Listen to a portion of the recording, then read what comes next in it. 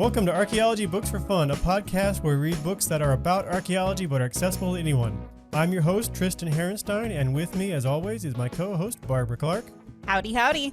So last time we finished up The Dig, and we are ready to move on this time to Captain Kidd's Lost Ship, The Wreck of the Quedagh Merchant by Frederick H. Hanselman, published in 2019. So I think we'll just kind of work our way through the book and kind of discuss it as we go. And I think we're going to have some good discussion at the end because we try real hard not to talk about it beforehand, although we have to really stop ourselves. But what I have picked up is I think we might have a little difference of opinion on some of this, which is going to be kind of fun. Anything you want to throw in on the book before we go in? I just want to remind people that this price-wise may be a little hefty for some folks, so maybe they want to check it out at their local library. That's what we did. Mm-hmm. Yes. So don't feel like you have to go purchase this book if you can't afford it. It's still an enjoyable read, and that is why we have libraries. So support your local library. Yep. And so we read the first 3 chapters this time, and it's the 3 chapters, so about 100 pages, and it's a little more dense than others. So we're going to talk about at the end. We might reduce the page number for our next book on our next one up. But we got the 3 chapters read, and we'll just jump in with the introduction, I think. Did you have anything to stand out on this part? On the introduction? Yeah.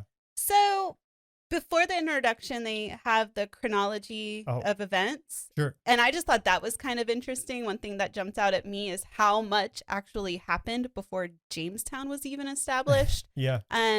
I think it's interesting mainly because as a student in the United States, I didn't really receive a lot of in-depth history education on the West Indies and things like that, besides how it related to American history and British history and all that. So it was really interesting to read through the chronology of events and grab a map and figure out where some of these places were and what their names are now. Right. Yeah, so with the introduction, though, I think they start off really strong. I'm just going to read this part. Archaeology makes history tangible. Not only does archaeology matter, it provides a completely different portal through which to view the past. Perhaps most importantly, archaeology can make a difference. Archaeology has numerous benefits to us as a society. Archaeological sites and artifacts can play a large role in education, community cohesion, national identity, economic development, sustainable tourism, conservation, and, of course, entertainment, among others. And I love that second sentence, because we always joke about how I go around preaching how archaeology matters. So definitely a strong start. Well, and if you check the citation for that, that's Barbara Little, which we know here in Florida quite well. I don't know personally, but I've read quite a few articles and books from her. She's very well written and very prominent archaeologist and public archaeologist in Florida. Yeah. So I like that. I thought it summed up archaeology pretty nicely too. One thing I wanted to bring up that occurred to me in the introduction is I looked into what is the pronunciation for the Quedagh Merchant, and I found a whole bunch of different competing interpretations of that. And there are some names and things that are not English based. We're going to generally do our best, but we're going to generally, I think, not fuss about that too much and kind of do an American pronunciation. So just so you kind of know, we're kind of going to do that. We're going to not worry about pronunciation too deeply here. Yes, please give us a little grace. We are trying. Yes, we are going to do the best we can, for sure. So let's see. The introduction says it's rare to get a clear connection to piracy, which I thought that's a good way of actually a really strong point. I think it's probably extremely rare unless you have like a settlement, is a pirate settlement that was never used for anything else, which is going to be really hard to find. So a shipwreck that was connected to piracy is kind of a big deal. The other thing I noticed in the introduction was 5 steps of the archaeological process. Definition of a research problem, collection of data, evaluation of the information, synthesis and interpretation of the information, and 5 was a search for understanding of the larger process of human existence. And I really felt it was missing disseminating the information, which I thought was interesting. Especially that it's being written about in a book. Right. So if you don't know, telling people about what you learn is what makes it archaeology. You haven't done archaeology until you've done that. It'd be that through a report or writing a book or making a podcast. But it was kind of an odd omission. Nothing here is inherently wrong. It's just that particularly kind of stood out as something that was missing from that. And but we are probably a little more sensitive to that than most people. So, take that with a grain of salt. So I think that's all I've got on for that. And I think we're ready to move on into chapter 1, which is all about theory. And so I'm going to tell you right now, anyone who was reading along with this, we tried to leave comments on the previous episode to warn you about this. If you are ever reading an archaeology book and it has a whole section on theory, don't feel bad about skipping it. It is perfectly okay. Yeah. The good news is you can either skim through this chapter quickly, what Tristan and I call the grad school skim, Mm-hmm. or you can probably skip it altogether and still gain an understanding of like the big picture about what this book is trying to convey. We are both archaeologists and we kind of get bogged down in theory, and I wanted to skip this chapter, so please do not feel guilty if you decide to skip this chapter. Some people really like theory, and if you're one of them and you like this stuff, great. I am not, and I know a lot of people are not. So we don't need to feel bad about not doing it. But essentially what kind of boil down what this is talking about in a nutshell is to understand the shipwreck in itself. We need to understand the bigger picture of the systems involved in what led to that shipwreck, essentially. And to understand those systems, we kind of need to understand the shipwreck. So they kind of tie in with each other. The big scale to the small scale and vice versa are both related to each other. And I like that this is brought up because I think a lot of times people forget that in archaeology. Mm-hmm. They think about the site itself and what the site means, but when you take it in broader context, you can learn a lot more, both about the site, but also about the broader context. And so using the narrative of William Kidd and the ship as a way to convey that, I thought was pretty clever. And that in and of itself does make it pretty accessible, even though perhaps he goes maybe too far in depth in the theory. For us anyway, especially when you start with discussing what is the definition of theory itself. I think I just wrote there, "Ugh." Yeah. Like, oh no. Yeah, I saw that and I was like, oh no. Another point I liked, and we kind of touched on this, but I liked how he said it. We tend to sometimes focus on the macro level things and the systems, how they affected the individual, but we forget, we need to remember too that the individuals were also making decisions and impacting their own fate as well. So it wasn't just entirely being pushed upon them. They're also doing their own thing and making their own decisions. But I think that's enough theory, unless you had something else you wanted to add. No, he does do a good discussion on the wreck as kind of a time capsule.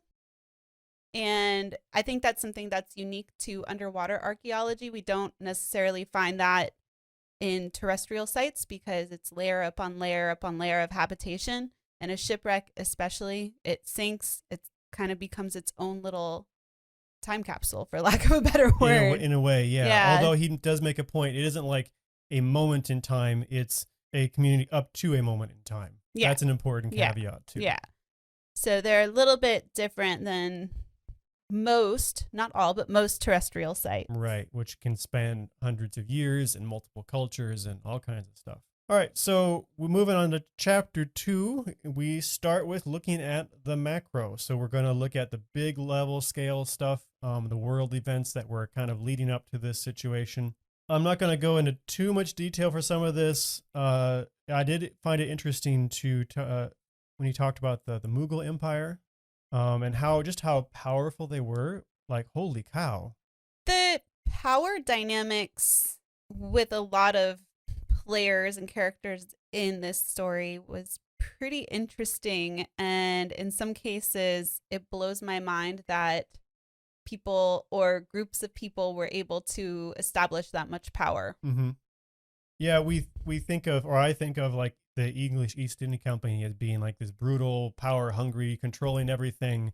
And at least at this point, they're not in power. Like the Mughal Empire, they said at one point had like 25% of the world's economy, and like even became bigger than the Qing dynasty at one point. Like, holy cow, that's quite a economy. And what's really sad, I had to Google and do research for a group of people that had such a big impact on even the North America's Right. economy at that time.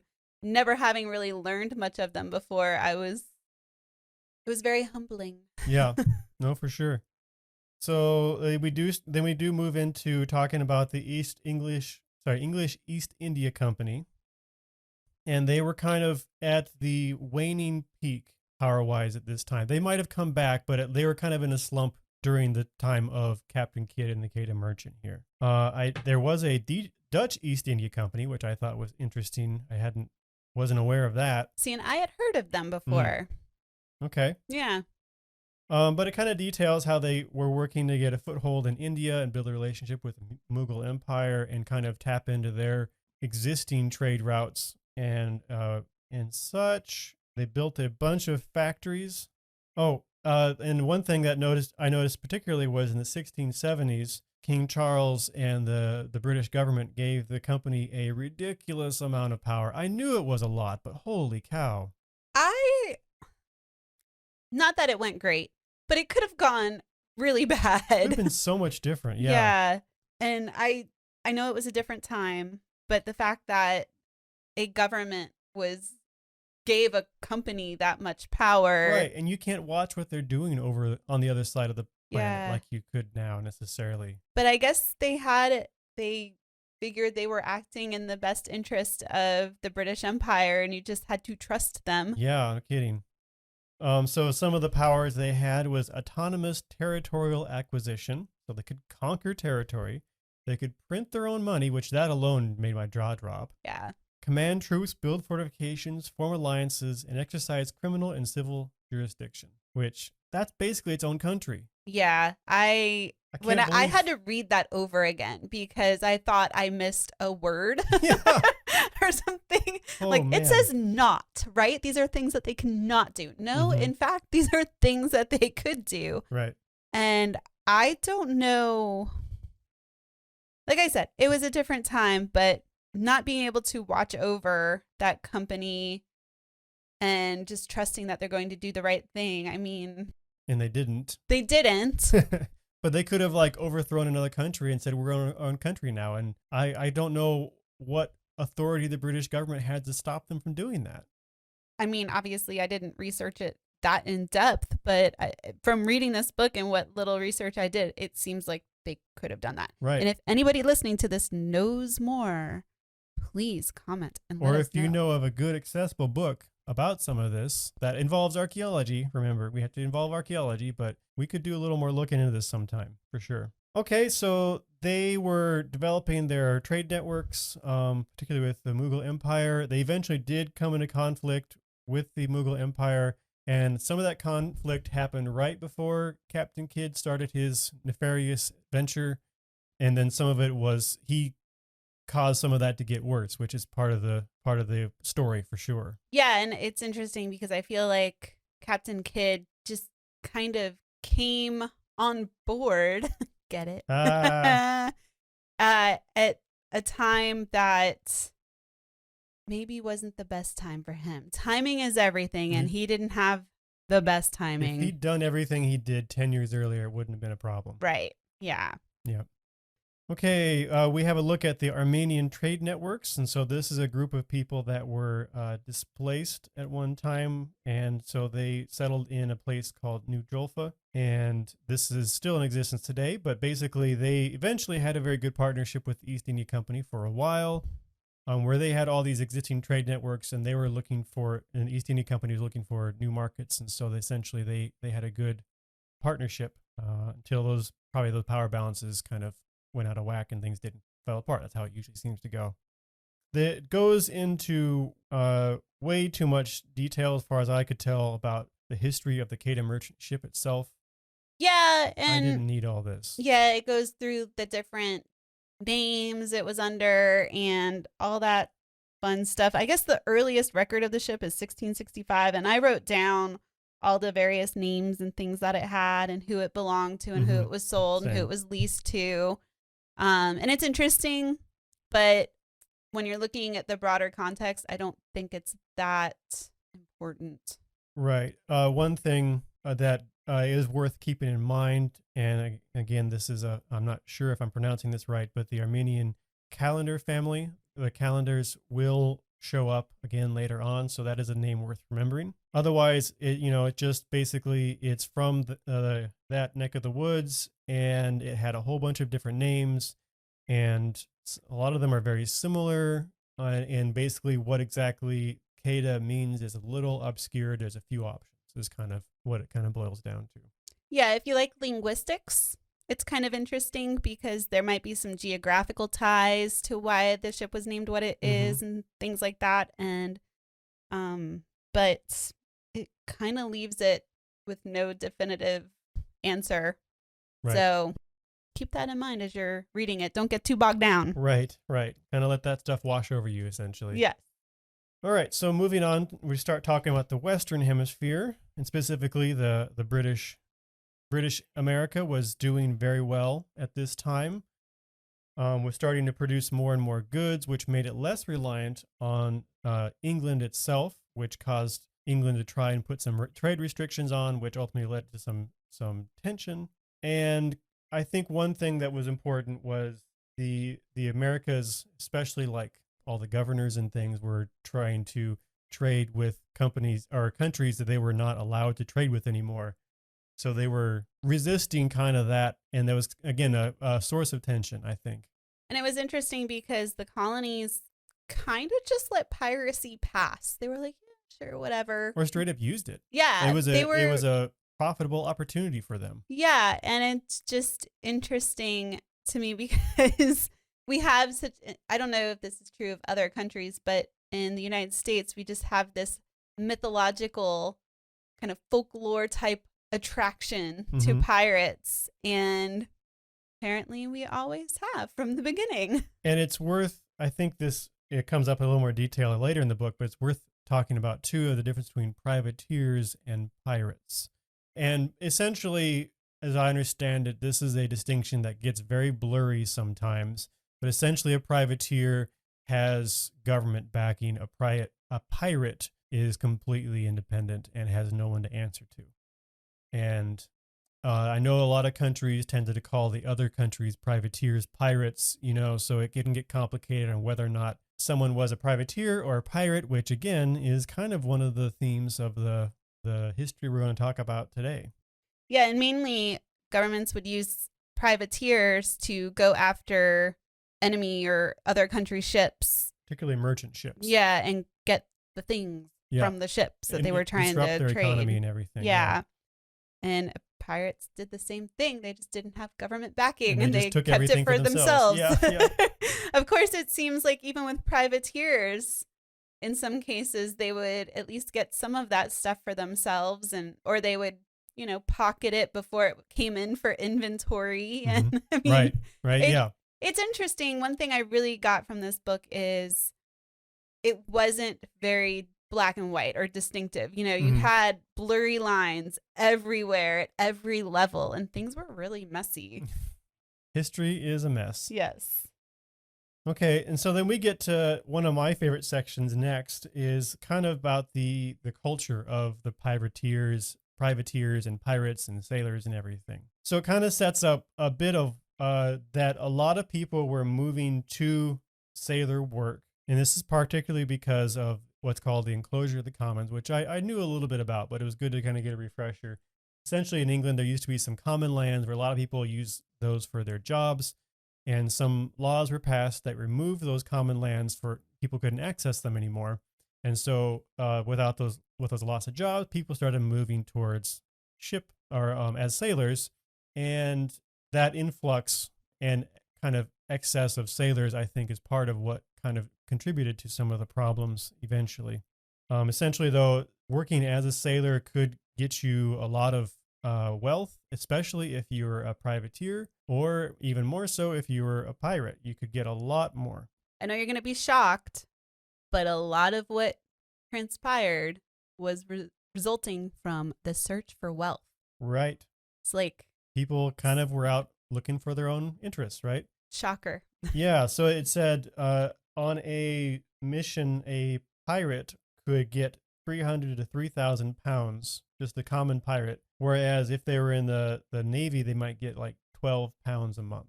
Yeah, I heard it could be like a pirate could make 30 times at least that of a sailor. Right. So you kind of see what the economic pull was there for people. And also important that initially sailors had a lot of power and authority over their system. I always picture like the 1800s sailing stories and such with like master and commander and things where it's very regimented and very controlled. And in fact, it didn't seem to start off that way, but as things progressed, as lords and merchants gained more and more power over the sailors, they lost power and they had to work to kind of fight and grab that back. And that is actually where we get the word strike from, which I thought was kind of cool. Yeah, they would strike the sails. Yes, so you would take them down and you're not moving and we're not going to help you do it until you give us more money or whatever they were after in that case. Yeah, and I thought kind of the collectivism of the sailors and was really interesting, and how certain things they had to vote on, and it was just not what I would have expected. You know, especially like in the movies, the captains are always in charge and it's my way or the highway, but they really didn't have that authority because sailors could strike. Right. Although they did have some of that authority if they could keep them from banding together, but that was a point of like, it's why mutinies were a thing and such too. It was essentially them rebelling against these systems. Yeah, it's politics. Right. I mean, and so you may or may not have heard of this. I knew some of this, that pirate ships actually had a sort of form of democracy where they would actually elect a quartermaster to represent them to the captain. And the captain didn't have that much authority. You know, they kind of had to make decisions as a group. They had codes and articles, which immediately made me think of Pirates of the Caribbean. Although I don't know necessarily that they were those codes or if they were rather more of a guideline than a code. But these were kind of the rules that they governed themselves by, and these were kind of what was expected from ship to ship, I think, is how that worked. Things like they used fear flags and torture was actually, they talked about this as kind of an economic decision, essentially. If you can get people so afraid of you that they would rather surrender rather than fight, then that is to your benefit because you capture the ship without having to fight and die and take damage and whatever. Yeah. And I remember thinking it was interesting too how I was reading about how pirates would jump from ship to ship based on self-interest. So while there was a lot of collectivism, there was also a lot of trying to figure out what was most beneficial for the individual. It was collectivism based on self-interest. Everyone out there for their own self-interest. Yeah. So it's your benefit to make sure everyone gets theirs because that means you're going to get yours as well. Oh, and I also think it's important to mention that a lot of people that we think of as pirates, like Sir Francis Drake and Sir Henry Morgan, they started out as privateers, just like William Kidd. Right. And yeah, so there was a period where privateers were very commonly used. And in the period we're at now, which is the late 1690s is kind of when we're focused on mostly, they're starting to stop using privateers because they need to have a little more control over their economy, essentially. But all those basically sailor mercenaries don't just disappear. They're still around. They still need to make a living and they're out there for their own self-interest. And that's when all that kind of piracy stuff starts because what else are you going to do, I think? So kind of made their own mess there in a way. But yeah, privateers were, on the edge of society and it was just kind of a small step to move on to piracy. We're already on the edge, so let's just that's mine now. I think. Yeah, and you're right. When you said it's kind of their own fault, it is like the government forced these sailors to become pirates essentially by not using privateers as much anymore, and then eventually at all. And the imbalance with the merchant and the Navy pay and such pushed them to privateers in the first place as well. Yeah. And they benefited for a while until it became inconvenient. and then they made themselves a problem out of it, which I feel like that's not an uncommon tune. Yeah, no, there's many examples of similar situations. So next section is about titled Piracy in the Indian Ocean. If you're following along, it's on page 53. I think the notable one for me here was that talked about the Henry Avery fleet. And this is kind of what caused the big stink and caused this whole political mess. Yeah, the shift in the political perspective on these things, I guess. And there's a lot of details about, what they did and when and all that. And you can read that if you want. But basically, the key thing is they created a small pirate fleet and attacked an Indian flotilla and attacked a ship called I'm going to butcher this, of course, but Ganzi Saiwai. And this was a large ship, and it was maybe the richest take by pirates ever, because they captured, I think they said 200 to 600,000 pounds. Also notable, they unfortunately were, I guess, very cruel to their captives. And so essentially the ship and a lot of the cargo is controlled by a very powerful merchant in the which empire? Mughal Empire. And also, it became later rumored that either a daughter or granddaughter of the emperor of the Mughal Empire was on board. Yeah. So this caused the Mughal Empire to basically take it out on the East India Company for not taking care of this mess before it got to this point. Shut down a bunch of their factories, and they call them factories, but basically that just means trading ports for you. That's for your true. reference. Yeah, don't think of like mechanical right. They aren't type producing factories. things there. It's a trading center. Yeah, it's like a warehouse / trading center. It's not what we would think of as modern day factories. Right. So it became this big, huge political kerfuffle. Henry Avery went into hiding and actually was never caught, which is a big sore point in the whole conflict. 24 crew members out of the 133 total were captured. Only 6 were executed. And I guess there was even an initial verdict of not guilty for all of them, which none of that was very satisfying to the Mughal Empire. So that's kind of the setting. And that's kind of right when Kidd pretty much starts his voyage, like right after that all thing happens. Yeah. And that's, I think, an important thing to note. So all this turmoil is happening, and then Kidd arrives on the scene. Right. Imagine how that may impact. Especially when we describe what happens, what he does, because, yeah. Yeah. So we then move on to chapter 3. Think you got that one covered pretty well? Chapter 2? Yeah, I think. Okay. I don't think I have anything to add. I think it was just very important to discuss the difference between a privateer and a pirate. Very, very much so, or as much a difference as you can distinguish from moment to moment, right? Yeah, which I think is important, because I always have struggled with that, right. And now I know why. And they did too, I yes. think. So, so Captain Kidd himself, he was Scottish, and he was in his 50s when he was executed. We don't know exactly much about him before he starts showing up in some records before that. Yeah, I guess supposedly he may have been born in Dundee, Scotland, but that is up for debate. That's just something that was a claim he made during his trial, essentially, but there's no actual birth records of him. Mm-hmm. So, yeah, we don't really know much about Kidd prior to his pirate activities, right. I guess. Or privateer at first. Privateer activities, you're right. Because he first shows up when he's about 44 in 1689, and he joins a privateer crew in this case. And I don't remember hearing much about the privateer crew, but eventually he's on another crew of a ship that is eventually labeled the Blessed William. It wasn't initially, so it was a mix of French and English sailors. And this was a point where England and France were at high tension. And so the English sailors kind of say, oh, this ship is ours now. And they take the ship and rename it the Blessed William.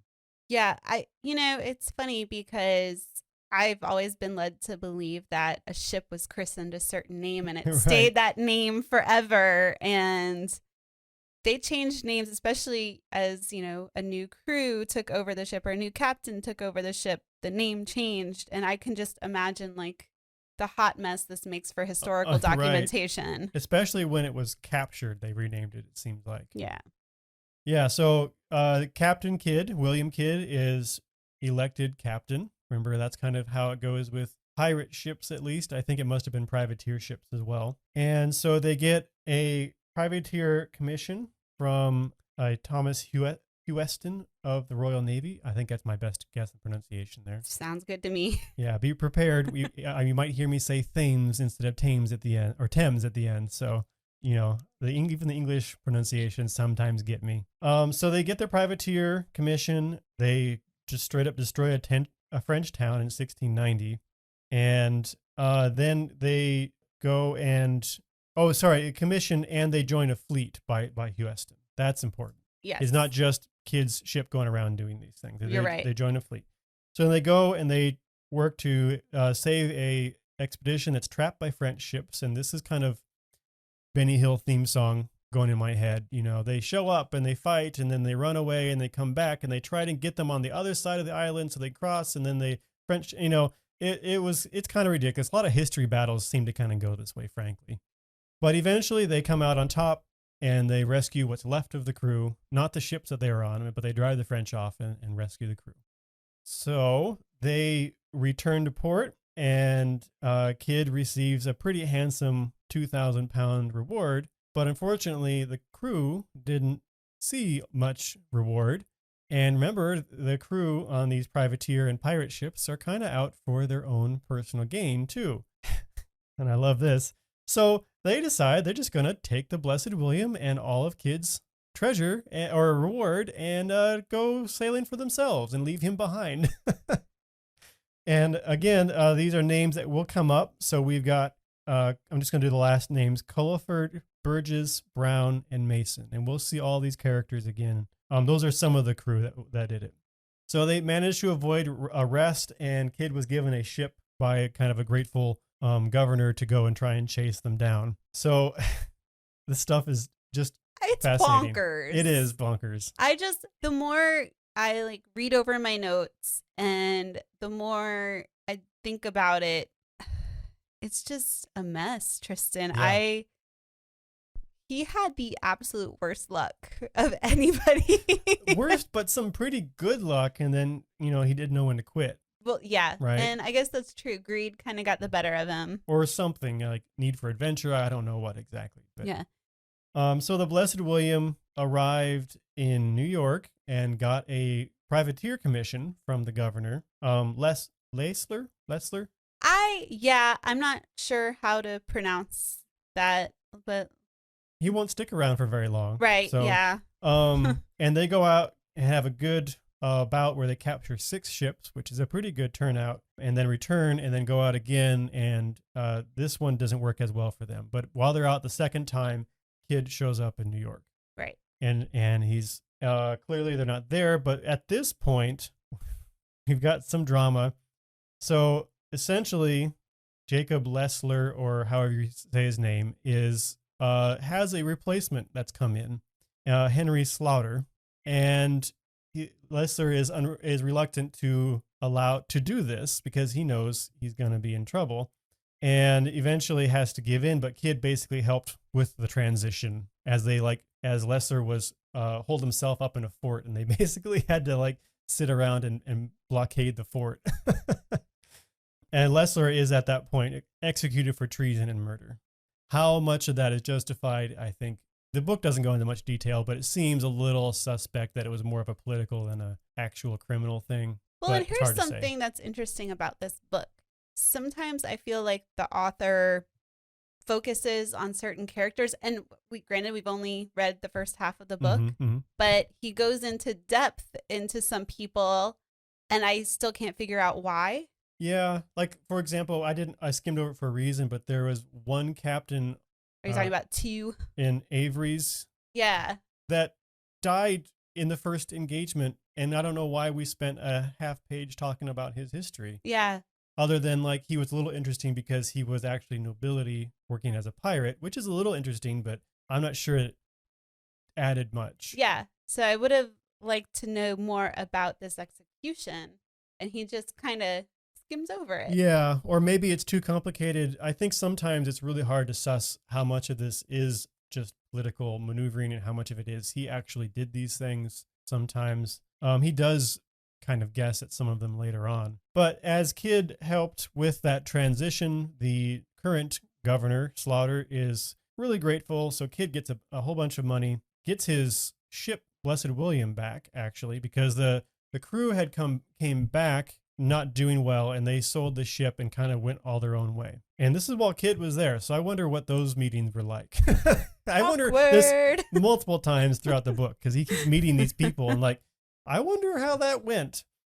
But so Kidd gets to sell his ship, essentially, and starts building a whole bunch of really productive and lucrative social and trade networks, and marries a wealthy widow. And he actually did a lot. Like he built a church in New York.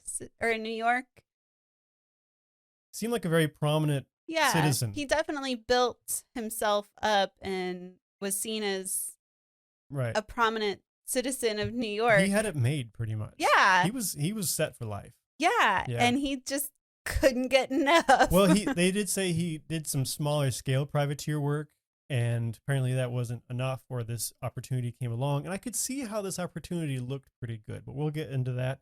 Yeah, because he married one of the wealthiest women in New York City. Right. Yeah. Or in New York. I don't know if it was New York. Yeah. But in New York.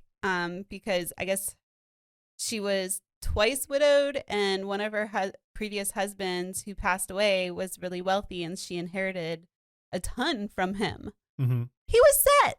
Yeah. Don't know. So next we move on to kind of what I labeled as William Kidd starts making bad decisions. And to be fair, it's easy to look at them from a distance and say that was a terrible decision. And That's true. I think some of them, he couldn't have known. Some of them he probably should have known. Hindsight is 20/20. Right. So we've fast forward to about 1695, 96 at this point. So for the record, the governors, I use the plural here.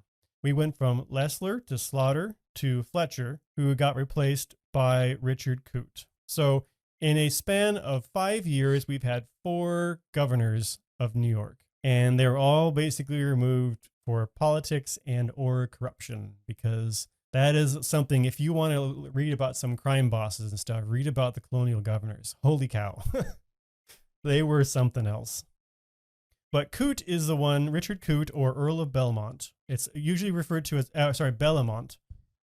I'm just going to call him Coote because I assume the title could be passed on to someone else, even though for this book it doesn't. But he's going to be the governor for the rest, and he's actually a pretty significant figure. So Robert Livingston, who is a merchant, is that right? Yes. He's a prominent merchant, and Coote basically cook up a pirate hunting scheme. And then they did a lot of maneuvering and went to England and got the backing of the Whig junto, which is, if you know the English parties of the Whigs and the Tories, the Whigs were very much on top at this point, and the Whig junto was essentially the top of the Whigs, and it was all made up like super powerful lords. And so all these lords basically got backing on this venture, like put money into it and were into it. So I could see how that could be a bit of a temptation to Kidd, because if you came back successful, you had think of all the political connections you'd have from that. That's true. Right? It was more than just the monetary and the fame and everything. Yeah. Yeah. So William Kidd picks the adventure galley for its size and its ability to use oars, which is actually important. Yeah, and actually I found the discussion on like what a pirate, or I guess any sailor, but specifically a pirate, would look for in a ship as far as navigability and speed and size, things that I had never really thought of. Well, in this case, too, remember, he's, at least in theory, going to be hunting pirates. And so he basically needs to have the cargo capacity to store the goods he collects from them. Also important to notice that I think it was the junto got a special dispensation from the king that whatever Kidd captured, whoever it was originally stolen from wasn't allowed to try and take it back. Like, yeah. That is shady. See, that blew my mind because... And the king was like, yeah, give me 10%. You got it. Yeah. It's so crooked, you guys. Yeah, It's it is unbelievably amazing. crooked. And I feel like, especially in that day and age, it would have been so easy Right. to just steal. Right. And they did. And they did, yeah. And they faced consequences. At least a lot of them seem to eventually, but But I have to wonder how much did they really steal compared to what is known that right. they Or how stole? many didn't ever face consequences. Yeah. Or, you know, I think if you have good political connections, the consequences might not be so bad. You come out ahead. I think that was maybe the game too. I don't know. This is hard to It's grasp sometimes. it's really complicated. You think politics are complex now. Yeah. So let's see. On January 26th, 1696, Kidd receives his commission and assembles half his crew at this point, so about 70 people, and starts his journey. Oh, first he goes back to New York and assembles the rest of his crew. So he assembled half his crew in England, the extra, probably I think 80 people in New York. And I thought the crew makeup was pretty interesting. Did you note that? Yeah. So you had a lot of sailors, but you had a whole bunch of other folks too. You had carpenters, jewelers, surgeons, bankers, bakers, gunsmiths. So a lot of people. Some of them might be useful on a ship. A lot of them probably not. But essentially, the reason for this was there was what they're calling in the book King William's War, or sorry, what do we know it as? We would in the U.S. we probably better know it as the Second Indian War. Or sometimes I think I've seen it as the first intercolonial war, but the second Indian War is the one I see the most. So this is going on, and it's kind of caused an economic depression. And so these are all folks that are out of work, or the opportunities are not great, and so they're looking for a chance to make it big, or whatever the case may be. Again, so I remember I mentioned some of those names. John Brown, who was from the Blessed William, who was on the crew that stole the Blessed William from Kidd, joins Kidd's crew. I know. And can we just talk about that? That can't be smart. No, but But so I like Brown because he seemed like a true blue pirate. Like they came back from their victories and their spoils, and he spent every penny on booze and women, and yeah. and so he was broke at this point. He needed to get on a ship. Yeah, and you know how they like say stereotypes exist for a reason? I think he is the reason for like that pirate stereotype. At least the sailor one, part right? of it. Yeah. Yeah. Because he had no. Yeah, he was interesting. he didn't care what happened tomorrow. He just wanted to party today. I guess so. Yeah. And I guess he did. And so with this kind of hodgepodge crew of people who are really looking out for their own self-interest. Well, and at different levels too, right? Because, there's Kidd who's essentially maybe seeking political connections as much as wealth, but then he also has people on his ship that they just need to make ends meet. Right. So there's this vast array of, even though it's all self-interest, reasons for that self-interest differ quite a lot. Yeah, someone observed that if Kidd didn't find success, he was going to have major problems, which was kind of a foreshadowing. Yeah. So let's see. They start their voyage from New York, and they make their way to Cape of Good Hope, and they had kind of a difficult 4 months with some troubling weather and everything. It's not going real great and I already. believe an outbreak of cholera. Oh yeah, that's a big one. And then their first major setback was they encounter some Royal Navy ships they had the cholera. The Navy ships had the cholera. That's right. Yes. Right. Oh, yes. And so they were down. The Navy ships were down about 300 men. Yeah. So one thing we haven't talked about is impressment. And essentially, this was a big thing that sailors hated because, you think of, you might be on your nice privateer vessel going to make it big, and then all of a sudden you're on a really rigid military ship that seeks out other military ships. That's not a good proposition for you. So the Royal Navy ships, though, are down by 300 men because of cholera, and they were escorting merchants. And the merchants, Navy ships were going kind of slow. Some merchants left them behind. Also, they didn't want to lose their own crews. And I think some of the ships had leaks too, and all sorts of stuff. I was looked into this. It was a hot mess, you guys. It was not going well for the Navy ships. And so the Kidd is like, Kidd shows up, and they're like, great, we're going to take 30 of your crew, which I guess was a nice thing because he could have tried to take half. Yeah, yeah. But still, 30 out of 150 crew is That's a pretty significant. big chunk of your crew and your fighting force. So what Kid does is wait until the wind changes and then they row away. With those 30 men. With his whole crew. Yeah, he never Yes. gives them the crew, which of course the Navy is very unimpressed with, and he is literally first time he is denounced as a pirate. Yeah. Not for the last time. And I think it's interesting that this is where he's considered a pirate, because by what we would think of as a pirate, like, that's not piracy. I That's don't just Honestly refusing. think it was, and probably the penalty would have been pretty minor if that's Yeah. where it stopped. Right. It was just him being irritated and looking for something to throw at him. Yeah. But it doesn't help No. in the long run. It's kind of a trend of people noting Kid as a very distrustful person. So I did note here that, so one of the things Kid is supposed to do is write down everything he does. He's supposed to keep a very detailed log. However, there is at least one case where he gets up to some shenanigans and doesn't write it down. So what we know of this, we know from another captain's log. And in this case, again, I like this. This is amazing pirate stuff. There's a convoy going, and this captain is part of the convoy providing protection for his ship. And then dawn comes, it's the next day, and like, wait a minute, we've got an extra ship in the convoy. And so Kid's ship, who the captain identified, just kind of rolls right up to this other merchant ship and starts shooting at it. And we don't know exactly what he was after. He was just trying to make a quick grab for some supplies. But the thing was, this was a company ship. These were company ships. These were English, East English Trading Company ships. He was not allowed to be shooting at these ships, and he might not have known, but still. I think it was just an act of desperation. Right. He was, he wanted to cover the costs of his. Things were going poorly. Yeah. And people were starting, I think, to get. He was starting to lose control of his ship.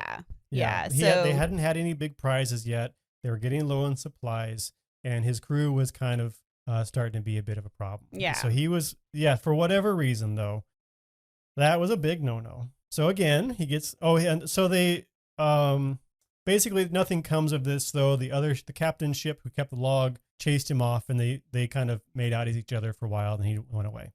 But, still probably killed some people in that gunfire. There's a good chance of that. And again, this is him kind of being a pirate. He actually does his first piracy, though, capturing a Bombay trader flying English colors for supplies. So I wasn't sure if this was a technically legal in a way, but basically he captures the ship and just takes supplies that he needs it. I know they always flew false colors just to kind of throw off other ships. Mm-hmm. So he may not have known again, but if it was a English ship, then he was not allowed to be taking their stuff again. So, William. So situation is getting worse and worse on the Adventure Galley. They still don't have any profit, still have a very difficult voyage. And we just had this anniversary not too long ago. I will never forget that text. And so essentially, did I skip ahead a bit? No, I don't think so. Things are going really badly on the ship, on Adventure Galley. The crew was promised essentially great wealth, right? Yeah. And actually, before we get to that, though, here we go. He did make landfall for a while. And this is important. I liked this because William Mason, again, one of the crew that ditched him for the, I forget the name of the ship already. What was it? Blessed William. Yeah, so again, one of the crew that ditched him for the Blessed William is working for the East India Company and starts to gather intel on him because the East India Company marks this guy as kind of suspicious. Yeah. And so then they, essentially, this is when we start to learn that he's constantly fighting with his crew, threatening physical violence or death. It's just kind of all melting down. And then we get on to the event, which what this was leading up to. Yeah, so October 30th, 1697. Y'all mark this in your calendar. Kid, so he had a gunner named William Moore on deck, and he was, I think, just like sharpening a tool or something. And they started arguing, and I can't recall exactly what they were arguing about. He literally told or accused Kidd of ruining them. Yes, right. And I think he called Moore a lousy dog or something. And obviously Kidd did not appreciate that. And I found the exact quote, supposedly. Moore retorted, "If I am a lousy dog, you have made me so. You've brought me to ruin," and many more. And Kidd was upset. Yeah. He was also, you have to take it in context too, he was frustrated by everything else that was going on. And I'm sure we all can relate to Kidd. Some days you're just over it. And he hit him in the head with a bucket. And I know, it sounds a little funny when we think of it, because we think of like the Home Depot plastic buckets or something. But this would have been like an iron-bound bucket, I believe. With, heavy wood at least, for sure. And it fractured his skull, fractured Moore's skull, and he died the next day. Right. So yeah, on October 30th, Tristan sent me a text, and he said that this is the anniversary of Bucket Day or something. Right. And I was like, what are you talking about? And I believe you have this marked in your calendar now, too. I do now, yes. So be prepared. It's very important. So he's losing control of his crew a little bit. Everybody's exhibiting, and himself, apparently. and himself, and exhibiting frustration. And as we all know, that's just never a good thing. It's usually a recipe for disaster, and things start to spiral. Right, and that's where we led there. Fortunately, they do finally see some success, and they capture a Moorish ship flying French passes. Carrying French passes, and in November, and they rename it the November. However, remember, Kidd is supposed to be hunting pirates, and this is definitely not a pirate. It is an enemy vessel, so probably could get some leeway there. But it also doesn't help that Kidd sells the booty to a rogue East English Company agent. Yeah. And again, hurts his reputation. It also says it further broke, in the book it said further broke the terms of agreement with his backers. And I think one of the things they're referring to is actually he's not supposed to be disciplining his crew without their consent, or he's not supposed to discipline anybody without consent from the crew. Yeah. And he's clearly been threatening them and threatening violence and things, and I'm sure, and so I think he's been breaking that agreement there a little bit too. He also didn't record that engagement with the what turned out to be an English a company vessel. So, kind of spiraling, getting sloppy. It's just, things are getting, I mean, they never weren't messy. They're getting messier. Messier and messier. Finally, we see kind of the event that we are focused on for this book in particular. It's the capture of the Quedagh Merchant on January 1698. It was a very big windfall for them. It had about 100,000 pounds in goods on it, which is not a small take by any means. The merchant on board was an Armenian named, last name was, I'm going to say like Koji Baba, as far as my best guess there, but he's important. He does come back later in the story. Tries to buy the ship back. Kidd refuses, and that's not unreasonable. The main problem was the ship is using French passes, but the captain is an employee of the English East India Company. Yeah. And so I think this becomes very questionably legal, because yes, it's French passes, but this is a company employee working for the company while he's captaining. Yeah. This part I had to read a couple times because I just wasn't familiar enough with, I guess, how the leasing of ships and the captaining of ships and all that stuff kind of happened. So, but it's my understanding he was, I guess his name was Wright, Wright. He was the captain, and he had purchased the passes from the French East India Company, which promised him the protection of the French crown. So he was an Englishman who also had protection from the French. Right. Which I can see as a merchant how that would be very valuable. But I thought that was interesting. Yeah. But still kind of questionable on whether he was allowed to do that. The book doesn't really weigh in. So I think my best guess is maybe this was going to be a case of a court making a decision, and that was never really seriously a discussion, as we'll find out. So I'm not sure we know exactly if it would have been legal or not. It's kind Yeah. of my best guess on what happened here. However, despite the questionable legality of this whole situation, the crew votes to keep the ship, which I noted, of course they would. This is the only real profit they've seen this Yeah. whole thing. So Kidd now has 4 vessels he's kind of assembled or taken. He also did capture a Portuguese Oh yeah, military ship. yeah.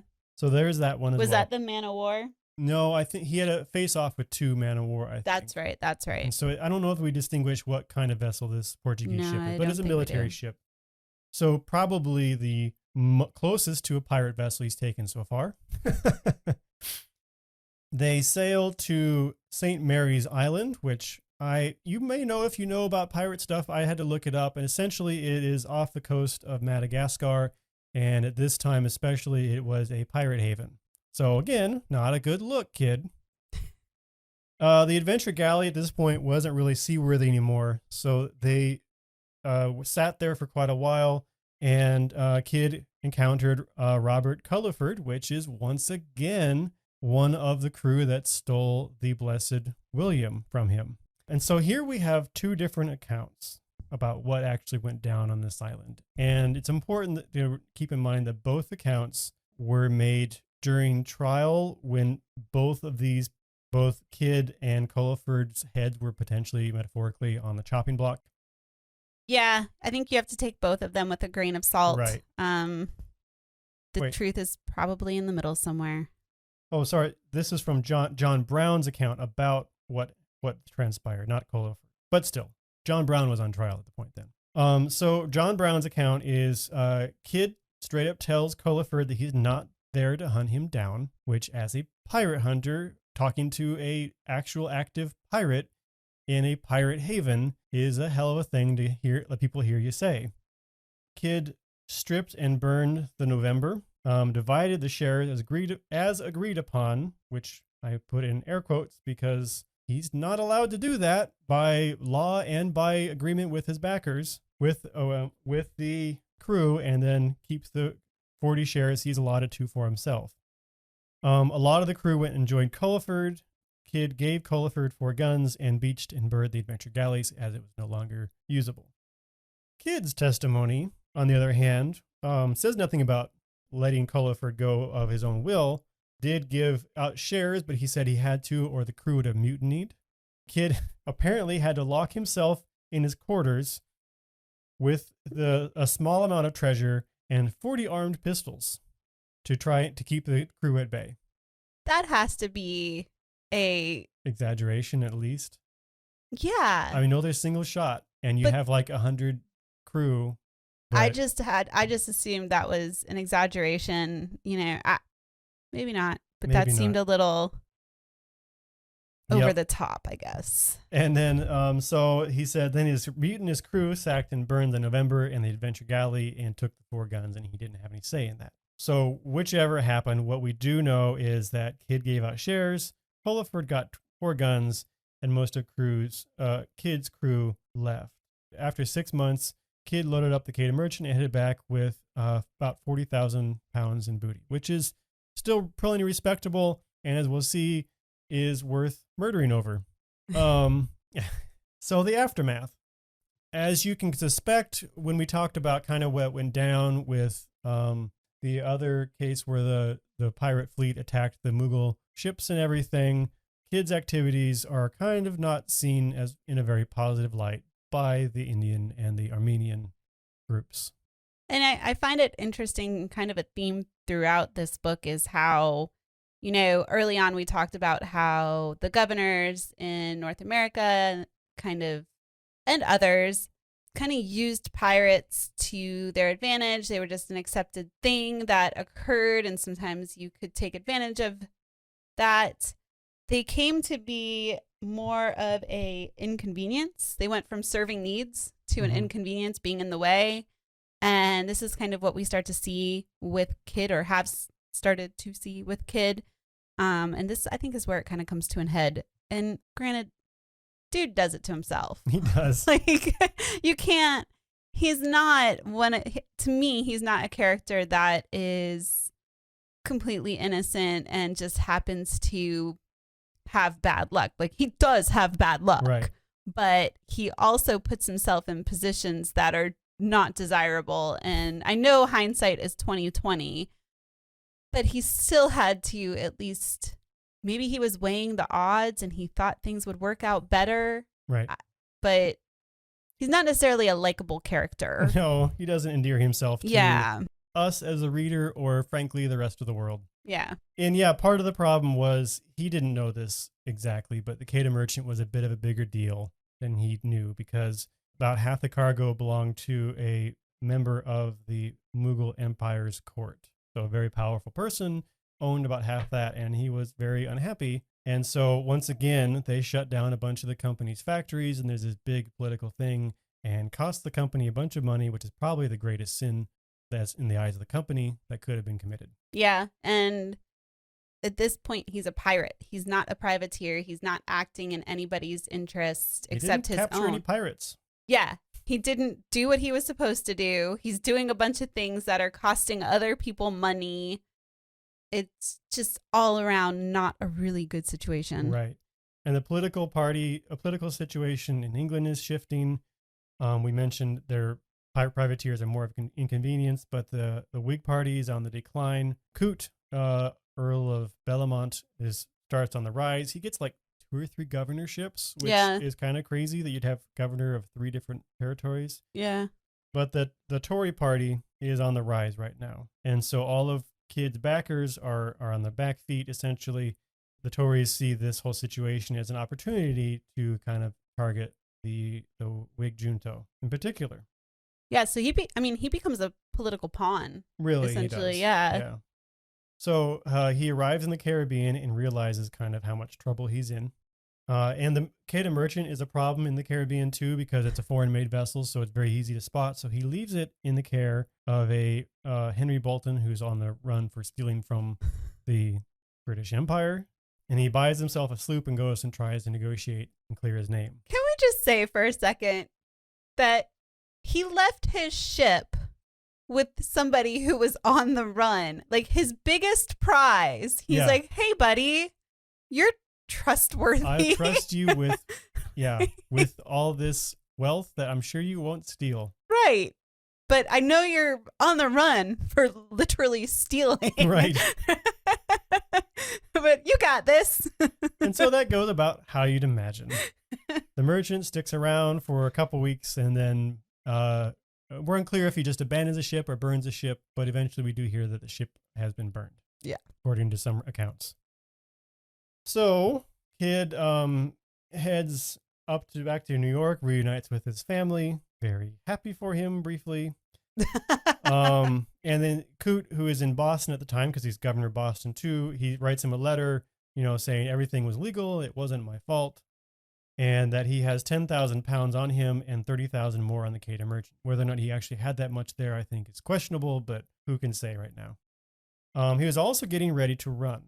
So he starts leaving money with friends in case he needs to have cashes, and then he actually buries some, which I wrote ugh after. Because, well, apparently this is where that whole folklore of buried pirate treasure comes from, is Captain Kidd. And his worst crime. Because all the buried treasure stories and people who've gone out digging up archaeological sites looking for buried treasure, I'm going to blame him. Yes, because everyone else blames him. So all the TV shows that have resulted from this, all the YouTube channels, it's all William Kidd's fault. Yep. I mean, everyone else blames him for everything, so we might as well. We might as well jump on that bandwagon. Yeah, no kidding. I got it.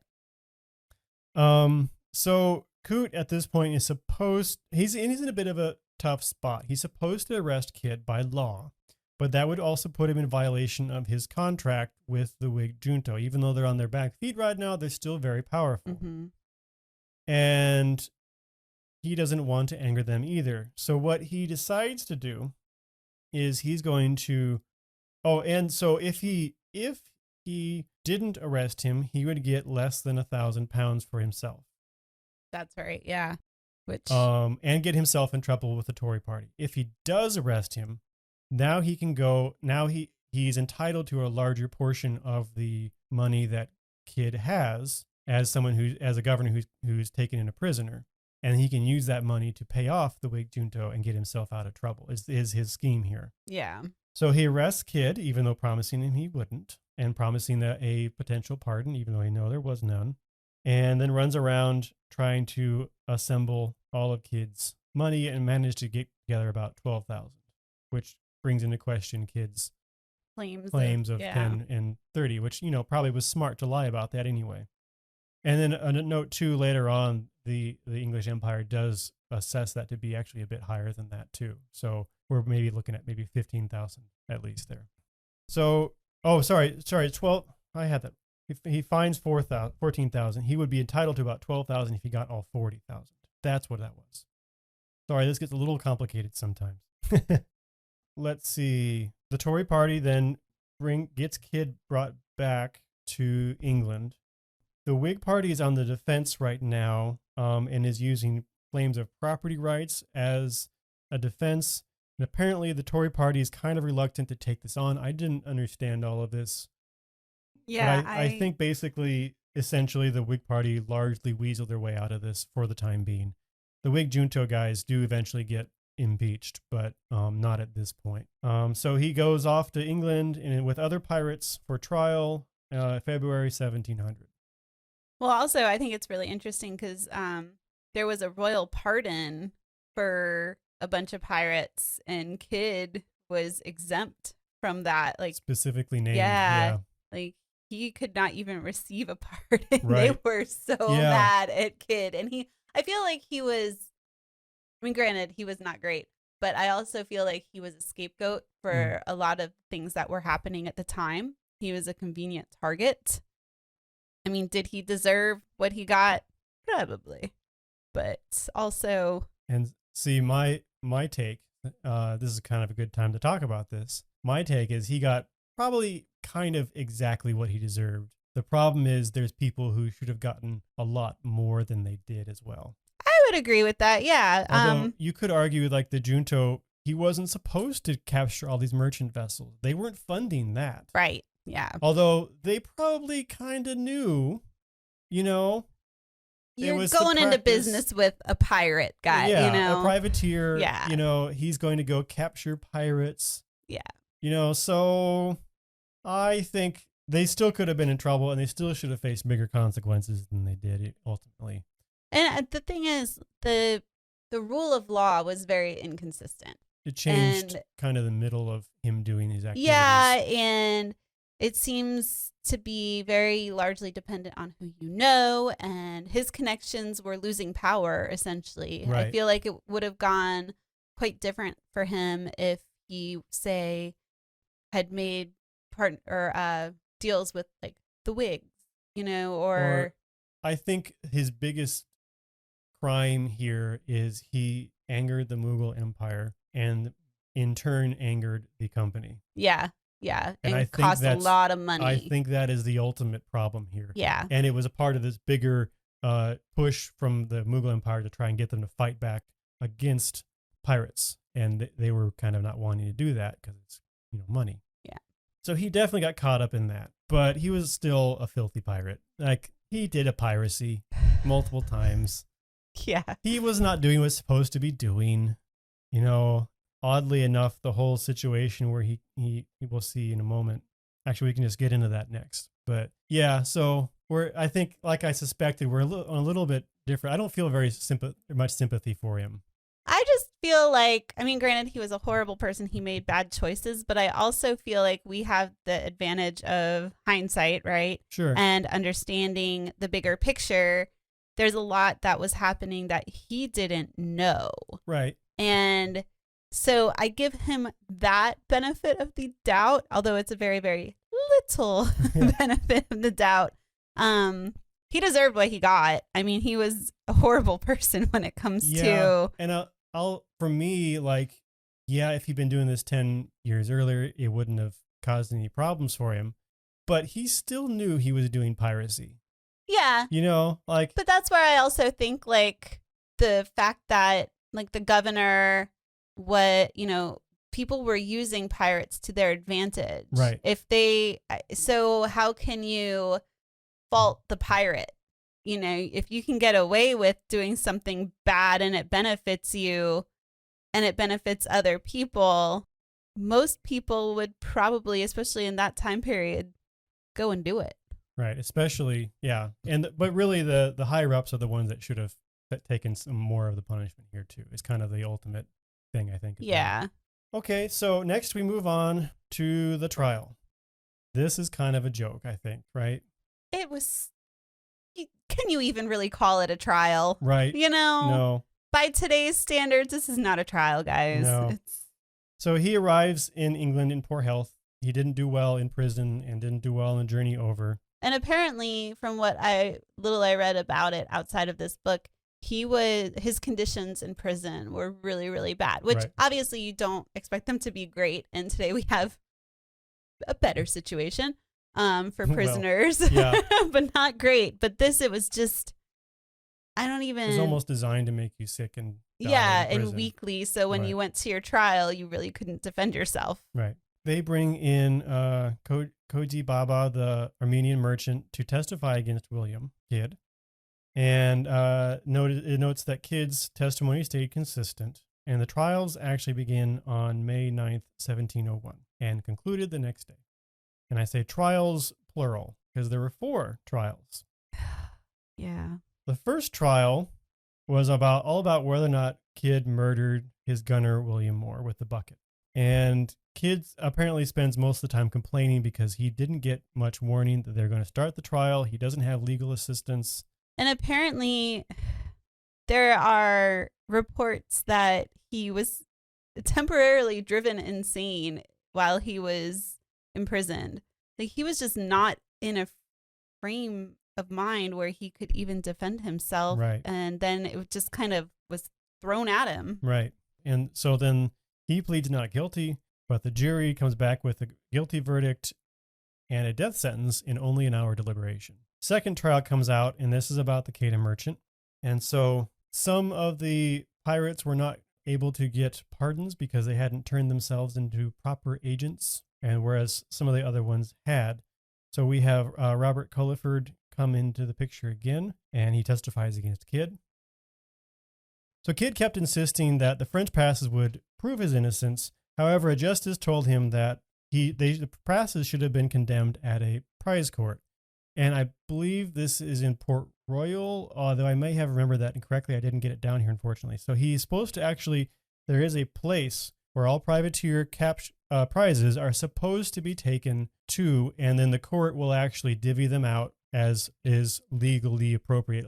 So, of course, safe amount of that going to the king and the governors and such as well. And so I guess my understanding, not being very up on my pirate lingo or my privateer lingo, is that condemning a ship and the goods was the way that they legally could take those goods and then the profit, essentially profit off those goods. It was the legal way of profiting from privateering. But instead, of course, of doing that, like he was legally supposed to do, and to be clear, not all the privateers did this. They tried to hide stuff all the time, apparently. But instead of doing that, he had divvied up all the prize money with his crew on St. Mary's Island, which was a violation of the law and a violation of his contract as well. So, yeah, again, we don't know how desperate he was to keep the crew from mutinying on him or whatever, but not a legal move as well. And I think it's also important to note, so you'll remember he was married. His wife was also arrested and briefly imprisoned too. And I think all the goods that, he had acquired, she essentially, after his conviction and his execution, they were all taken back. And so this woman who had inherited, money from her husband, and she had been living this high life, she had the unfortunate fate, I guess you could say, of marrying William Kidd, and she pretty much lost everything. And it's my understanding. Only briefly. Yeah. She got a lot of it back. She got all her stuff back, even some of his booty, which is a little odd to me. Yeah, I didn't understand, again, why she got his stuff back when he was executed for piracy. I do not know. I can understand her getting the stuff from her previous husband that she inherited, that was hers. Right. But then, she got some of his stuff back, and it seems like, am I correct? There was somebody else who got something of his back. Maybe not. Yes, we'll get at the end, a random hospital. Yeah, that's who right. had nothing to do with any of this got a bunch of the money. There's a hospital in New York somewhere, or in England. I can't remember. We'll talk about it. Right. The only person who's kind of gives testimony in his favor is Hugh Eston, which was the Navy leader that so Kidd commanded the Blessed William in his fleet, essentially. So he tested his service, but they dismissed that as happening before all the piracy stuff, which it did. Yeah. Well, it is a testimony of his character in theory anyway. And so in this case, they reach a guilty verdict of him and all of the other pirates on his crew that they have captured in 30 minutes. Yeah. And he was found guilty, I think, of murder and then 5 counts of piracy. Mm-hmm. And then there's 2 more trials, which has kind of the same outcome. And he's and a bunch of other pirates are sentenced to be hanged. We do have his final words of the trial. My lord, it is a very hard sentence. For my part, I am the innocentest person of them all. Only I have been sworn against by perjured persons, which maybe it could be. He didn't get a real fair trial here. He didn't get a fair trial, but it doesn't mean he's innocent. No, he's definitely a pirate, I think. So he and the other pirates, and the ones for not guilty and the ones that are, all go back to Newgate Prison, which is a kind of a infamous prison. And there is a pastor named Paul Lorraine, who this was kind of fascinating to me because he's there supposed to be seeking after their spiritual well-being and taking care of them. And on the side, he writes kind of a public broadsheets about all the horrible criminals he meets and how exciting, and he's making money off of that, that's super shady.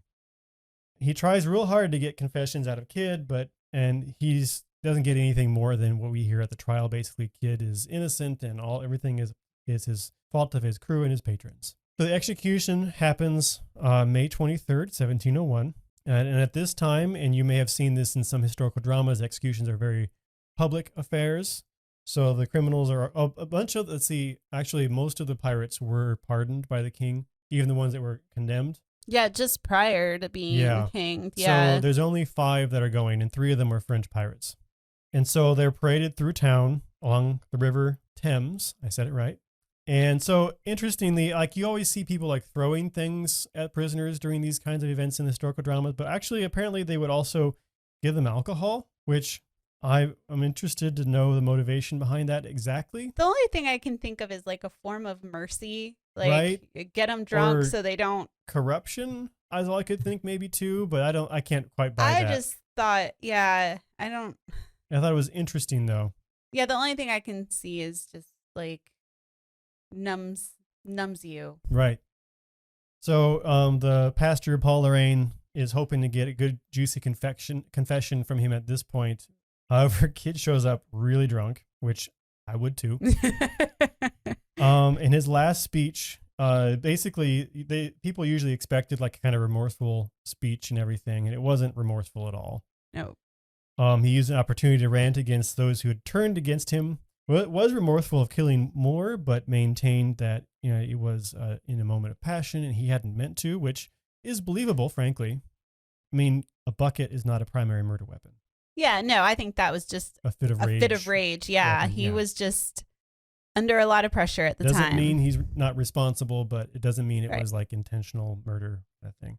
He says he's most sorrowful leaving his family with his death and the burden he's left them with. Yeah, we talked about that a bit. And finally, he warns other sailors to be careful, more careful than him, as this is a very fickle and faithless generation. Which isn't untrue. Especially from his point of view. Yeah. At this time, yeah. So like we talked about a little bit earlier, the rules were very inconsistent, and he kind of got caught up in that in the worst way. Right. And so the execution happens, and the first time they try to execute, the rope breaks. Yes. Which apparently a lot of people in the crowd took it as a sign from God that he should be pardoned. And they didn't. And they did not pardon him. They, like, stunned and whatever, they marched him back up there and hung him a second time, and this time it worked. Yeah.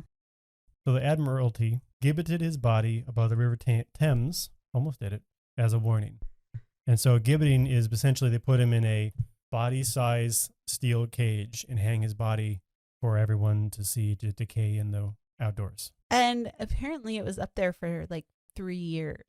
Really? Yeah, I did a little bit of research, and they just kind of left him up I wonder there. if that was typical? Probably not. I don't know. I guess one little shining point for Kidd in this point is that Coote, who basically betrayed him and got him, he actually dies before Kidd is executed. So I guess he didn't know that probably, but Yep. whatever. And we talked about his wife, got most of her property back, even a little of the treasure. She actually does marry a fourth time. And you have to keep in mind, she was only like 20 when she married Kidd, and she had already had 2 husbands pass away on her. This poor woman. Almost as much as high turnover as New York governor at the time. Oh, and this kind of enraged me a little bit. So Koji Baba, the Armenian merchant, who owned a lot of the goods on the Quedagh Merchant. I think the Quedagh Merchant itself Oh my gosh. tried to get file suit to compensate their losses, and the Admiralty wanted evidence of wrongdoing in Persia, Bengal, and Surat. And I just had a little rage text basically because you just killed a man because of the wrongdoing he did. I know. And then Koji Baba doesn't get his stuff back. Right. Nothing. Not even a piece of that. And Sarah, his wife, William's wife, Right. got some of the loot. Right. Why? And even more so, Greenwich Hospital, which had nothing to do with this, got a sizable chunk of that to build the Greenwich Hospital, which is still standing today. Which I guess that, and it just kind of, it makes me laugh a little bit because he was such a bad person. He did bad things and he was executed. And this, you know, when we see people like a hospital getting a beneficiary like that, essentially he was the beneficiary of this hospital.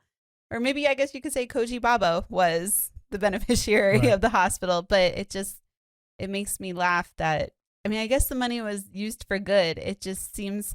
Well, half of it was taken by the government. Yeah, but it just, I mean, some of the money was good. You ask yourself, good. why didn't Koji Baba get some of his stuff back? Is because half the money was taken by the government. You know, it's got to be about money, but the requirements for returning money is higher than the requirements for killing a person, which I thought, like, of course it would be. Yeah. And I don't know, that enraged me. Yeah, I had me to actually like stop reading for a second because I didn't understand. I wrote a little rage paragraph right here in my notes. A whole paragraph. Yeah, I really did. But I mean, one thing I think is a takeaway from this is, when did he become a pirate? You know, when did he go from being a privateer to a pirate? I don't really think you can, the rumors and like the folklore around it concerning some of the things he had done and was labeled a pirate, in my mind, aren't things that I would associate as something a pirate would do. So it does a good job of just showing there's a lot of blurred lines, and what one person considers a pirate, others may consider a privateer, or just a nuisance, right? Or something that benefits them. I think he did at least one unquestionable piracy, which was that he took that one company's ship for supplies. Yeah, no, yeah, definitely, but that wasn't what sunk him, metaphorically. Right. Yeah, and I also, I mean, I'm sure I don't know how, you know, the 1700s legal framework works, but to me, murder is something that is premeditated, and he didn't like mean to kill more with the bucket. and he was charged with murder. I But see, I think it didn't matter in this case. No, right? it didn't. I don't think it did, but it's of all the things he did and all the people that I found it interesting that they even put him on trial for that, to be honest. Right. Because it seems like greed is a definite theme throughout this book on all levels, from the government to the individual. And for them to, I mean, he was 5 counts of piracy. He's getting hanged. Let's face it. But let's tack on the murder charge, because I think that's just an easy, relatively tangible crime to point at. I guess, yeah, and I guess showing people like he killed somebody with such a public trial, public execution. Yeah, it adds to the story of, you know, the evidence of him being this tenacious pirate. Right. I don't know that he was. I would be interested if you asked Kid, like, if you could go back in time and say he survived, if you could be like, hey, Kid, were you a pirate? Did you think of yourself as a pirate? I don't know that he would say he would. I wonder how many actually thought of themselves as pirates too, right? Yeah, that's true. But I don't know. How do I just explain what I'm trying to think here? But I don't know that a lot of what he did was thought out enough to really. Yeah, it was just a lot of reacting, and just, I don't know that when I think of pirate, I think of like very intentional, we're going to do this thing to get rich, you know? And he was just kind of like, oh, shoot, we need supplies. Right. You know? I feel like, though, if he was honest about wanting to hunt pirates, he could have just hung around this St. Mary's Island and grabbed people as they came in, right? Yeah, that's true. That's true. That would have been much easier than whatever he was trying. Yeah. And maybe gone out and ventured out occasionally, but yeah, that's true. But in reality, I suspect unless you capture them right after they've been successful, pirates aren't going to have that much because they're going to sell it as soon as they can. Right. Or drink it away, apparently. Or drink it away, right. So I wonder if that was ever expected to actually be that profitable a venture. And maybe it was just an excuse to let him loose on some merchants. Yeah. Yeah. But But I mean, I guess one thing in his favor, by all accounts, with exception of his gunner, he wasn't a particularly brutal pirate. He captured ships, but I didn't hear any accounts in the book of him being especially brutal with the captives or anything like that. Yeah. No. Oh, one thing I did learn, I've never, you know how we feel about TV shows that glorify buried treasure and stuff like that. And I've never watched this, but I get a lot of people at our events asking me about this show, Oak Island or something. Yes. Apparently, his buried treasure is the inspiration for that show. Of course it is. Yeah. So you can't tell by the tone of our voice. We aren't a fan. That show. No. Yeah, we're not a fan of any show that glorifies the thing over the actual archaeology, whether that thing be gold or whatever else. As an archaeologist, what's important to us is what those things tell us about the people, how they use them, the story they tell about how the people lived. And this book actually does a really good job of talking about that using the narrative of William Kidd. And that's one of the things that I think is a really strong point even with all the theory and stuff like that. This book does a really good job of emphasizing how archaeology can tell us about the people. So speaking of the archaeology, next time we are actually going to deal with some real archaeology instead of just the theory. And this is really kind of a history section this time. The next 2 chapters, we're looking at archaeological investigations and the shipwreck identification, and also the shipwreck as a living museum in the sea. And so we are going to read those. We're looking at about 80 pages, which I'm grateful for. 100 pages with this dense history was a little tough for me to get through in a timely manner. I think I'll find this a little quicker to get through personally. Yeah, and just to recap also, or to remind you, I know the chapter 1 with the theoretical models for interpretation is a little hefty. please, if it makes it easier on you, don't feel guilty about skimming through it or even just skipping it altogether if you want. I don't think it will impact what you garner from this book at all. I think you'll still understand a lot of it. Most of the historical stuff takes place in the chapter 2 and 3. So if you have to skip that chapter, go for it. If you start reading that chapter and you feel like you're getting bogged down, skip it and move on, because it is a book that's worthwhile. And I don't want people to read the theory and be like, oh, nope, this is not a book for me. Right. It's a really interesting book. So stick with it. Skip it if you have to. And that kind of goes for the names mentioned as well throughout the book. A fair number of them, it generally does an okay job of them coming back later, but a lot of them don't as well in a real significant way. So don't stress about the names too much either, I would say. And sometimes it'll tell you this person was from the Blessed William, and then I had sometimes it came up and they didn't do that. So it can be nice, but don't stress about it too much. I kind of got bogged down in that just so I'd have some good notes for this and kind of make those connections. But if I was reading this just for fun, I wouldn't have done that. And so that wraps us up, this podcast. It went maybe a little longer than we want to be doing for our average. We want to try and keep it to an hour, so we'll kind of gauge these and figure this out as we go. But let us know what you think of the podcast. Once again, we appreciate feedback, and we'll see you next time. Bye, everybody.